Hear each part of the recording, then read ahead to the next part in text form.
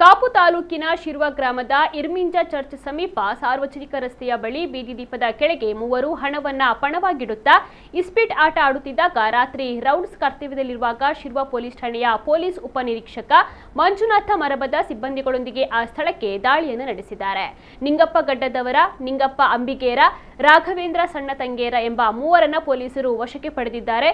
ಅವರಿಂದ ಇಸ್ಪೀಟ್ ಜುಗಾರಿ ಆಟಕ್ಕೆ ಉಪಯೋಗಿಸಿದ ಇಸ್ಪೀಟ್ ಎಲೆಗಳು, ನಗದು 1900 ರೂಪಾಯಿ, ಒಂದು ಹಳೆಯ ದಿನಪತ್ರಿಕೆಯನ್ನು ಸ್ವಾಧೀನಪಡಿಸಿಕೊಳ್ಳಲಾಗಿದೆ. ಈ ಬಗ್ಗೆ ಶಿರ್ವ ಪೊಲೀಸ್ ಠಾಣೆಯಲ್ಲಿ ಪ್ರಕರಣ ದಾಖಲಾಗಿದೆ.